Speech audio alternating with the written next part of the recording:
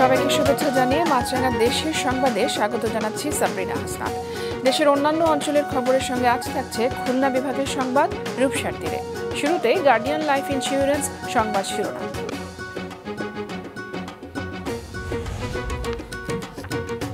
কোটা আন্দোলন নিয়ে প্রধানমন্ত্রীর বক্তব্য প্রত্যাহারের দাবিতে বিভিন্ন বিশ্ববিদ্যালয়ে বিক্ষোভ, মিছিল, স্লোগান, ধাওয়া পাল্টা ধাওয়া। এবং দেশের বিভিন্ন হাসপাতালে সবশেষ ডেঙ্গু রোগী ভর্তি 155, পার্বত্য জেলা বান্দরবানেও প্রাদুর্ভাব, বাড়ছে ম্যালেরিয়া। এবারে বিস্তারিত। কোটা সংস্কারের দাবিতে আজও বিক্ষোভ করছেন দেশের বিভিন্ন বিশ্ববিদ্যালয়ের শিক্ষার্থীরা। সকালে রাজশাহী, দিনাজপুর, যশোর সহ বিভিন্ন স্থানে ক্যাম্পাস ও সড়কে অবস্থান নিয়ে বিক্ষোভ করেন তারা। রেললাইন বন্ধ করে বিক্ষোভ চলছে চট্টগ্রামে। রাতেও বিভিন্ন জায়গায় বিক্ষোভ কর্মসূচি ঘোষণা করা হয়েছে। এর আগে গত রাতেও বিক্ষোভ করেন বিভিন্ন বিশ্ববিদ্যালয়ের শিক্ষার্থীরা। প্রতিনিধিদের পাঠানো তথ্য ও ছবি নিয়ে ডেস্ক রিপোর্ট। কোটা সংস্কারের দাবিতে দুপুরে রাজশাহী বিশ্ববিদ্যালয়ের প্যারিস রোডে অবস্থান নিয়ে বিক্ষোভ করেন আন্দোলনরত শিক্ষার্থীরা।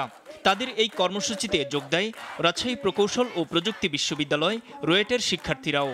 নির্বাহী আদেশে কোটা সংস্কারের দাবি আন্দোলনকারীদের। অপমানসূচক একটা বক্তব্য পেয়েছি, এটার বিরুদ্ধে আমাদের একটা প্রতিবাদ সমাবেশ।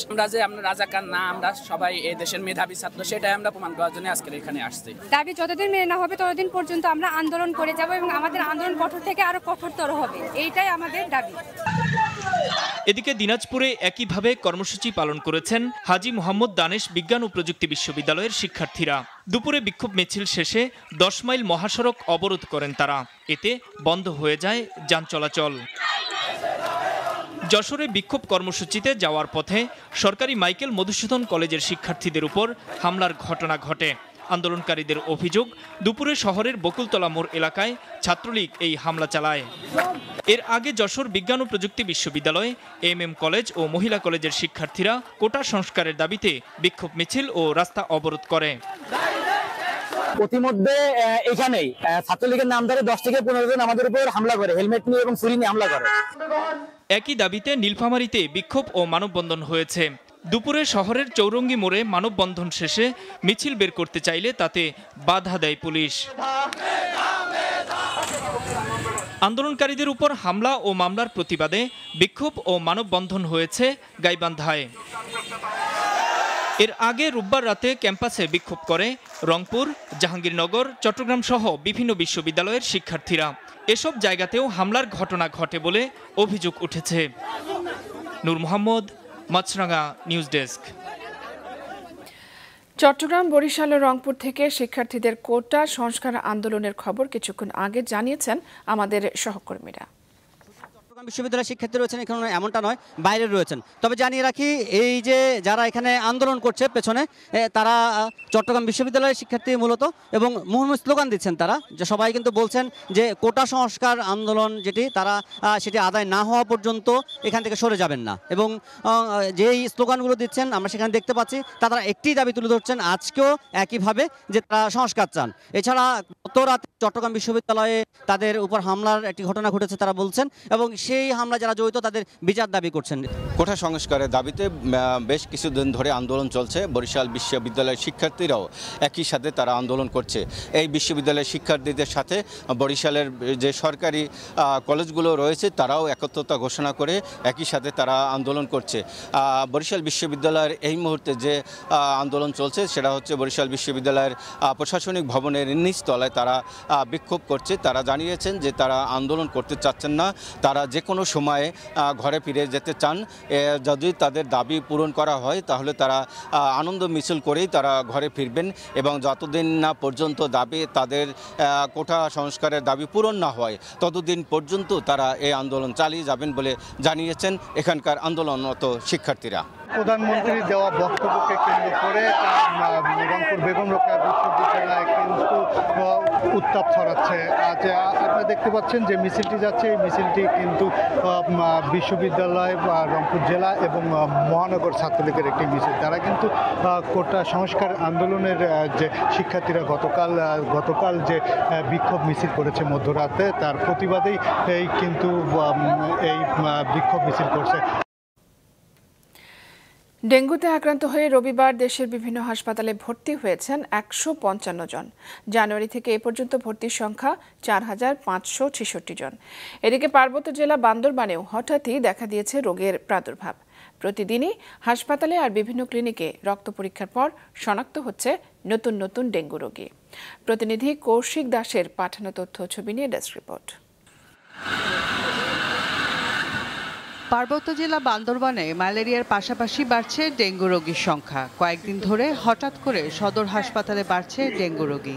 জ্বরসহ শারীরিক নানা রকম সমস্যা নিয়ে চিকিৎসা নিতে আসা বেশিরভাগ রোগীর দেহে ডেঙ্গু শনাক্ত হচ্ছে। আমার বুধবার থেকে জ্বর, তো কালকে হাসপাতালে আমি রক্ত পরীক্ষা করছি, ডেঙ্গু পজিটিভ আসছে। হঠাৎ করে মাথার ভিতরে চেনচেন করছে আর দু হাত পা ব্যথা করছে, তারপর হঠাৎ করে জ্বর আসে পুরো শরীরে। জ্বর তো থামে না, রাত্রেও থাকে, দিনে বেলাও থাকে। এখন করার কিছু নাই, ওইটা আমরা ডাক্তার দেখানোর জন্য নিয়ে আসছে। 16 বছর, একজন 12 বছর। ওদের আজকে বেশ কয়েকদিন ধরে 3 দিন যাবত জ্বর। এমত অবস্থা আমি হাসপাতালে শরণাপন্ন হয়েছি। ডেঙ্গু পজিটিভ পাওয়ার পরে আজকে 1 সপ্তাহ ধরে আমি এখানে চিকিৎসাধীন অবস্থায় আছি। গতকাল সদর হাসপাতালে চিকিৎসাধীন অবস্থায় মারা গেছে এক শিশু।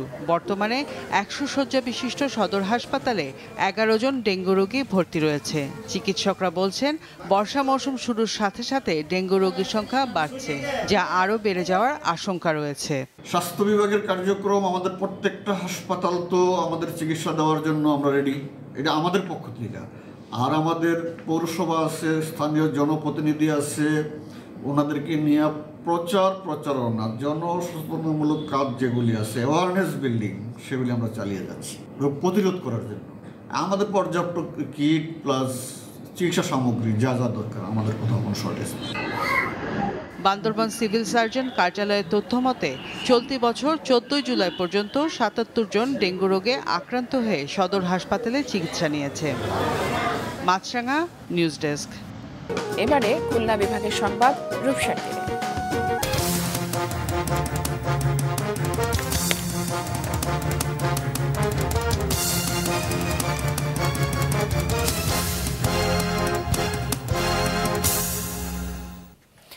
জেলা পরিষদ আইন ভেঙে খুলনার চুকনগরে জেলা পরিষদের দোকান নির্মাণ এবং ইজারা নিয়ে অনিয়মের অভিযোগ উঠেছে। নিয়ম না থাকলেও জেলা পরিষদ সদস্যরা দোকান ইজারা নিয়ে সেখানে গড়ে তুলছেন পাকা স্থাপনা। বরাদ্দকৃত দোকান নিয়ম বহির্ভূতভাবে হস্তান্তর করছেন চড়া মূল্যে। এসএম মিলনের ক্যামেরায় মোস্তফা জামালের রিপোর্ট। খুলনা, যশোর ও সাতক্ষীরা জেলার সংযোগস্থল চুকনগর বাজার। এই বাজারে যতীন কাশেম সড়কের পাশে 56 শতক জমিতে 2020 সালে চুকনগর সুপারমার্কেট নির্মাণ প্রকল্প গ্রহণ করে জেলা পরিষদ, কিন্তু কাঙ্ক্ষিত সাড়া না পাওয়ায় প্রকল্পটি বাতিল করে দেওয়া হয়। তবে এবছরের 7 মার্চ খুলনা জেলা পরিষদের ষষ্ঠ সভায় 88 জনের মধ্যে 56 শতক জমিতে 126টি দোকান দেখিয়ে একসনা ইজারা দেওয়া হয়।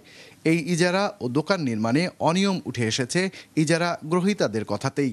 এখানে বরাদ্দ নিচ্ছি আমরা হয়তো কেউ 50,000, কেউ হয়তো 1 লাখ, এরকম টাকা আমরা তাদেরকে অগ্রিম আমরা দিয়েছি। এ তো লিখা আছে একসনা বন্দোবস্ত, একজন 10 লাখ 15 লাখ 8 লাখ 10 লাখ টাকা দিয়ে কেন এটা করে নেবে?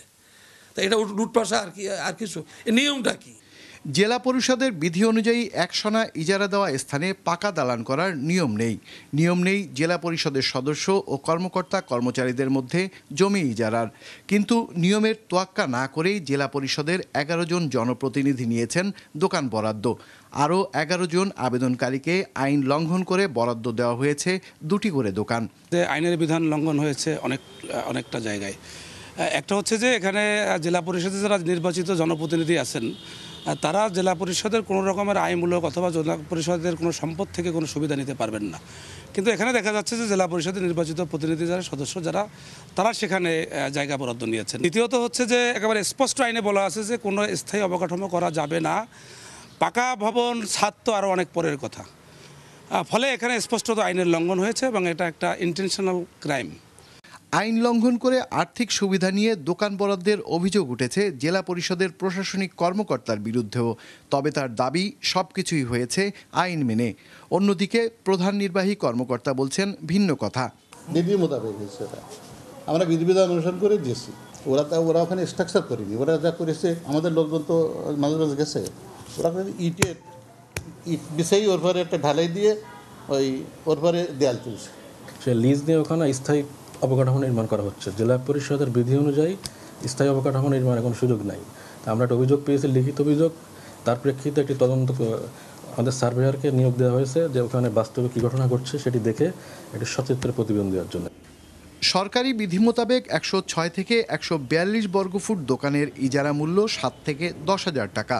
কিন্তু চুকনগরের এই মার্কেটে এক একটি দোকান 10 থেকে 25 লাখ টাকায় হাত বদলের মাধ্যমে 15 থেকে 20 কোটি টাকা হাতিয়ে নিচ্ছে জেলা পরিষদের সদস্য ও অসাধু কর্মকর্তারা, অভিযোগ এলাকাবাসীর। মোস্তফা জামাল, মাছরাঙা সংবাদ, খুলনা। সাপে কাটার আতঙ্ক নিয়ে রোগী ভর্তি বেড়েছে যশোর জেনারেল হাসপাতালে। গেল এক সপ্তাহে চৌগাছা ও শাসার 15 জন ভর্তি হন এই আতঙ্ক নিয়ে। যশোর প্রতিনিধি রাহুল রায়ের পাঠানো তথ্য ও ছবি নিয়ে ডেস্ক রিপোর্ট। লাকড়ির খোঁচা খেয়েছে না কোনো কিছু কামড় দিয়েছে তা জানেন না যশোরের শার্শা উপজেলার এই গৃহিণী। সাপে কামড় দিয়েছে মনে করে হাসপাতালে ভর্তি হন তিনি। এই গৃহিণীর মতো 15 জন কিশোরী ও নারী সাপে কাটার আতঙ্ক নিয়ে গেল সপ্তাহে যশোর 250 জেনারেল হাসপাতালে ভর্তি হয়। এরা সবাই চৌগাছা ও শার্শা উপজেলার বাসিন্দা। তারাই রয়েছে উপরে, মাথা ঘুরে পড়ে গেছিলাম। তারপর কিসে কি হয়েছে সেটা বলতে পারবো না, কিন্তু সবাই বলছে না এটা সাপে কেটেছে। তরি তরকারি কাটতেছি, তরি তরকারি কাটলে আমার এই হাতের মধ্যেই বিষের মতন জ্বলে যাচ্ছে, ঘাড় পর্যন্ত ঘাড় মার ফেটে যাচ্ছে। কারণ আমার শাশুড়িরও বললাম, আমার শাশুড়ি নিয়ে গেছে ওজার কাছে, নিয়ে গেলে সেটি আছে দেখে কি এই পর্যন্ত বিষ উঠে গেছে। এখন কি জ্বালানি নাড়তে গিয়ে জ্বালানির গুতা লেগেছে কি কামড় দিয়েছে এটা আমি সঠিক। বেশ কিছুদিন ধরে রাসেলস ভাইপারের আতঙ্ক বা সাপে কাটার ভয় সাধারণের মধ্যে এমনভাবে ছড়িয়েছে যে সামান্য কোনো কিছুর কামড় বা খোঁচা খেলে মনে করছেন সাপে কেটেছে। কোনো কিছুর আঘাতে রক্তপাত হলেই ছুটছেন ওঝার কাছে। রোগীর স্বজনরা বলছেন একসাথে 2 এলাকায় এত সংখ্যক মানুষকে সাপ কাটার খবর বিভিন্ন মাধ্যমে ছড়িয়ে পড়ায় ওই 2 উপজেলায় রীতিমতো সাপ আতঙ্ক দেখা দিয়েছে। কামরানের পরে ওঝার কাছে নিয়ে গেছে, ওঝার কাছে নিয়ে গেলে বলে বিষ নেমে গেছে, পরে বিষ নামেনি, সে 4টের সময় সে মারা গেছে। হাসপাতাল কর্তৃপক্ষ বলছেন যারা ভর্তি হয়েছিলেন তাদের কারো শরীরে সাপের বিষ পাওয়া যায়নি। তারা বাড়ি ফিরে গেলেও তাদের মধ্যে সাপে কাটার ভীতি রয়েছে। আমাদের হসপিটালে যে রোগীগুলো আসছে সর্পদংশনে, তাদের কাউকেই বিষাক্ত কোনো সাপে দংশন করেনি। হাসপাতালের তথ্যানুযায়ী গেল জুনে যশোর জেনারেল হাসপাতালে 31 জন সাপে কাটার রোগী চিকিৎসা নিয়েছেন। এর মধ্যে একজনের মৃত্যু হয়েছে। এমন অবস্থায় সাধারণ মানুষের মাঝে সাপ নিয়ে ভীতি দূর করা এবং সাপে কাটার লক্ষণ কেমন হয় এসব বিষয়ে সচেতনতা তৈরি করা জরুরি বলে মনে করেন চিকিৎসকেরা। মাছরাঙা নিউজ ডেস্ক। এবারে অন্য এলাকার খবর। দেশের উত্তর, পূর্ব ও মধ্যাঞ্চলে বন্যা পরিস্থিতির কিছুটা উন্নতি হলেও এখনও 5টি জেলার বিভিন্ন এলাকা পানিতে তলিয়ে আছে। কিছু এলাকায় বন্যার পানি ধীর গতিতে কমায় দুর্ভোগ কমছে না বানভাসী মানুষের। বিস্তারিত ডেস্ক রিপোর্টে। যমুনা, কুশিয়ারা, সোমেশ্বরী এবং মেঘনা নদীর পানি 7টি পয়েন্টে বিপদসীমার উপর দিয়ে বইছে। এতে সিরাজগঞ্জ, জামালপুর, নেত্রকোনা, গাইবান্ধা, বগুড়ার বিভিন্ন এলাকা পানিতে তলিয়ে আছে। সিরাজগঞ্জে যমুনা নদীর পানি ধীর গতিতে কমছে। গত 24 ঘন্টায় 7 সেন্টিমিটার কমে শহররক্ষা বাঁধের হার্ট পয়েন্ট এলাকায় 13 সেন্টিমিটার উপর দিয়ে যাচ্ছে। তবে অভ্যন্তরীণ নদ নদীর পানিও কমছে। পানি নামতে শুরু করেছে বাড়িঘর থেকে। আশ্রয়কেন্দ্র থেকে বাড়ি ফিরছে মানুষ। সরকারি হিসেবে এখনও 5 উপজেলার 36টি ইউনিয়নের লক্ষাধিক মানুষ পানিবন্দী। রাস্তাঘাটে পানি, ভেতরে বাইরে বানানো যায় না, পোলাপান পানি মধ্যে ঝাঁপ দেয়, হাত বাজার কষ্ট। আমরা একবার অসহায় হয়ে গেছি, হ্যাঁ, আগে কেউ উদ্দেশ্য খবর করে না এবং পানির মধ্যে কেউ অগাধি দেখতে দেয় না এবং কোনো লোকজন আসে না। কুড়িগ্রামে নদ নদীর পানি কমলেও কমছে না বানভাসীদের দুর্ভোগ। ব্রহ্মপুত্র নদ ও দুধকুমারের পানি কমলেও এখনও বিপদসীমার কাছাকাছি রয়েছে। বসতঘরে পানি থাকায় বাড়ি ফিরতে পারছেন না অনেকে। রয়েছে খাদ্য ও জ্বালানি সংকট। দেখা দিয়েছে ডায়রিয়া, আমাশয় সহ নানা পানিবাহিত রোগ। গাইবান্ধায় নদ নদীর পানি কমতে শুরু করলেও এখনও অনেক বাড়িঘর ও শিক্ষা প্রতিষ্ঠান থেকে পানি নামেনি। অনেক এলাকায় যোগাযোগ বিচ্ছিন্ন। পাঠদান বন্ধ। সুন্দরগঞ্জ, গাইবান্ধা সদর, সাঘাটা, ফুলছড়ি সহ 4 উপজেলার চরাঞ্চলের 90টি শিক্ষা প্রতিষ্ঠানে বন্যার পানি সবসময় জানি সোমসারা বেসময় আসে, সমতো আসে। গাছতলা ডুবে গেছে, পাট ডুবে গেছে, অনেক বাড়িতে পানি উঠছে, তাতে খুব কষ্ট হচ্ছে। জামালপুর, নেত্রকোনা ও বগুড়ার বিভিন্ন এলাকা বন্যার পানিতে তলিয়ে আছে। অনেক এলাকায় পানি কমলেও দেখা দিয়েছে খাবার, বিশুদ্ধ পানি, শিশু ও গোখাদ্যের সংকট। এদিকে পানি বৃদ্ধি ও তীব্র স্রোতের কারণে রাজবাড়ীর দৌলতদিয়া পাটুরিয়া নৌ রুটে ফেরি ও লঞ্চ পারাবার ব্যাহত হচ্ছে। মুজাহিদ সাকিফ, মাছরাঙ্গা নিউজ ডেস্ক। আমদানি বাড়ায় একদিনের ব্যবধানে দিনাজপুরের হিলি স্থলবন্দরে কাঁচা মরিচের দাম কমেছে কেজিতে 30 থেকে 35 টাকা, আর পেঁয়াজের দামও কমেছে 3 থেকে 5 টাকা। একদিন আগে বন্দরে প্রতি কেজি কাঁচামরিচ 170 থেকে 175 টাকা দরে বিক্রি হলেও বর্তমানে তা কমে 140 থেকে 150 টাকা দরে বিক্রি হচ্ছে। একদিন আগে প্রতি কেজি পেঁয়াজ প্রকারভেদে 88 থেকে 90 টাকা দরে বিক্রি হলেও বর্তমানে বিক্রি হচ্ছে 85 থেকে 86 টাকায়। এদিকে সকালে বাংলা হিলি পাইলট স্কুল চত্বরে টিসিবির পণ্য বিক্রয় কার্যক্রম শুরু হয়েছে।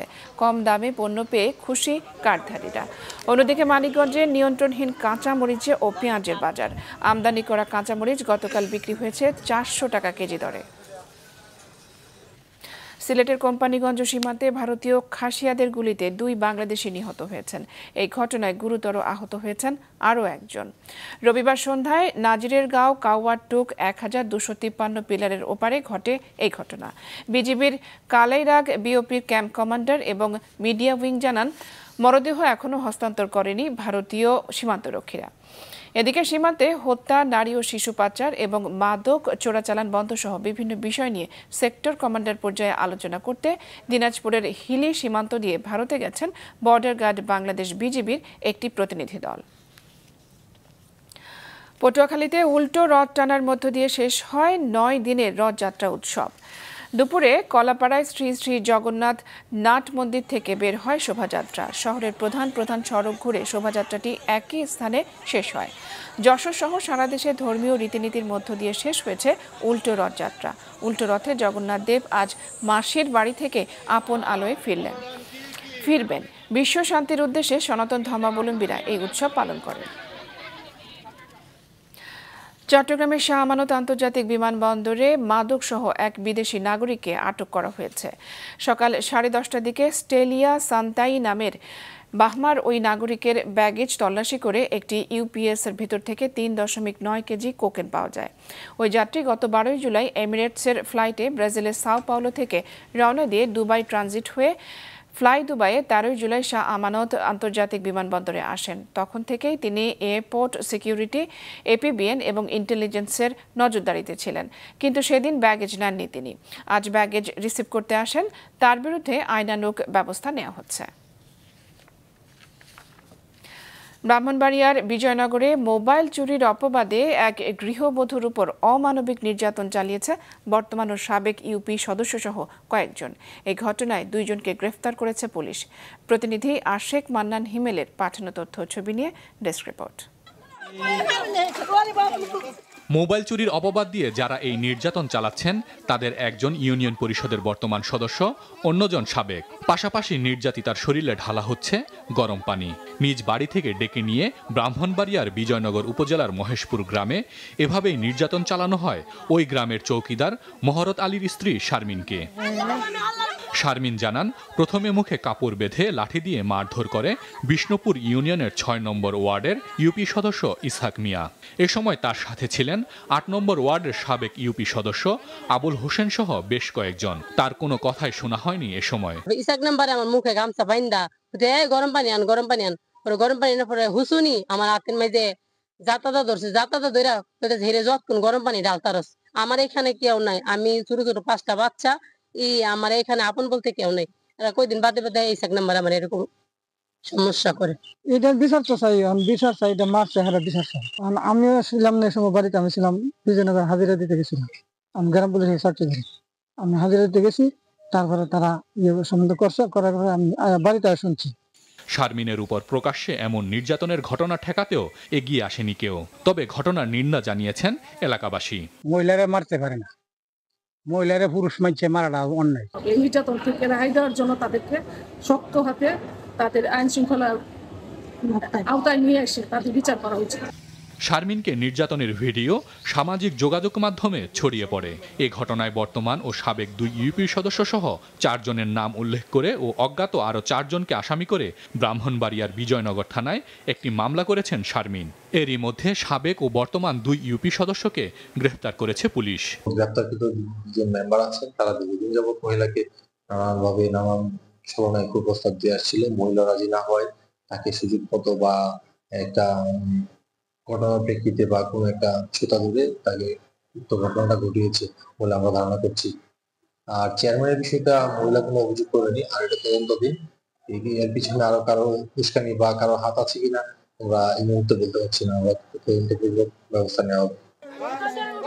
নির্মম এই ঘটনার দৃষ্টান্তমূলক শাস্তির দাবি জানিয়েছেন স্থানীয়রা। মাছরাঙা নিউজ ডেস্ক। ময়মনসিংহে মিনিস্টার হাইটেক পার্ক ইলেকট্রনিক্স লিমিটেডের ফ্যাক্টরিতে বিজনেস এক্সপ্লোর সামিট অনুষ্ঠিত হয়েছে। অনুষ্ঠানে গত 6 মাসের বিক্রয়োত্তর সেবা সহ বিভিন্ন গুরুত্বপূর্ণ দিক নিয়ে পর্যালোচনা করা হয়। আয়োজিত অনুষ্ঠানে উপস্থিত ছিলেন মিনিস্টার মাই1 গ্রুপের সম্মানিত চেয়ারম্যান এম.এ. রাজ্জাক খান রাজ, কোম্পানির ব্যবস্থাপনা পরিচালক দিলরুবা তনু, উপদেষ্টা হাজী গোলাম মোস্তফা খান, নবনিযুক্ত উপব্যবস্থাপনা পরিচালক মোহাম্মদ হুমায়ুন কবির। অনুষ্ঠান শেষে সেরা বিক্রয়কর্মীদের পুরস্কার এবং ক্রেস্ট ও মেডেল প্রদান এবং তাদেরকে সম্বর্ধনা দেওয়া হয়। পাবনার মধ্য শহর থেকে ফুটপাত দখলমুক্ত করেছে Pabna chamber of commerce and industries. দুপুরে চেম্বার নেতৃবৃন্দ স্থানীয় ব্যবসায়ী নেতাদের সাথে নিয়ে শহরের আব্দুল হামিদ সড়ক, বেনিয়াপট্টি, হাজী মোহাম্মদ মহসিন রোড, রূপকথার গলি, ইন্দারাপট্টি সহ বিভিন্ন এলাকায় ফুটপাত দখলকারী হকার সহ ক্ষুদ্র ব্যবসায়ীদের সাথে কথা বলেন। তাদেরকে পুনর্বাসনের আশ্বাস দিয়ে ফুটপাত ছেড়ে দেওয়ার আহ্বান জানান। এ সময় উপস্থিত ছিলেন পাবনার চেম্বারের সভাপতি সাইফুল আলম স্বপন চৌধুরী, সহ সভাপতি ফুরকান আলী বিশ্বাস বাদশাহ, পরিচালক সাজ্জাদ হোসেন বাচ্চু সহ স্থানীয় খুচরা ও পাইকারি ব্যবসায়ী নেতৃবৃন্দ। মাছরাঙা দেশের সংবাদ শেষ করার আগে গার্ডিয়ান লাইফ ইন্স্যুরেন্স সংবাদ শিরোনামগুলো জানিয়ে দিচ্ছে আরও একবার। কোটা আন্দোলন নিয়ে প্রধানমন্ত্রীর বক্তব্য প্রত্যাহারের দাবিতে বিভিন্ন বিশ্ববিদ্যালয়ে বিক্ষোভ, মিছিল, স্লোগান, ধাওয়া পাল্টা ধাওয়া। দেশের বিভিন্ন হাসপাতালে সবশেষ ডেঙ্গু রোগী ভর্তি 155, পার্বত্য জেলা বান্দরবানেও প্রাদুর্ভাব, বাড়ছে ম্যালেরিয়া। এবং আইন ভেঙে খুলনার চুকনগরে জেলা পরিষদের দোকান নির্মাণ ও ইজারা, তৈরি হয়েছে পাকা স্থাপনা, চড়া দামে হস্তান্তর করা হচ্ছে বরাদ্দকৃত দোকান।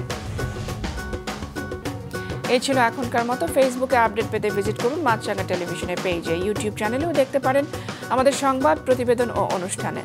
আমাদের পরবর্তী সংবাদ সন্ধ্যা 7টায় দেখার আমন্ত্রণ রইল।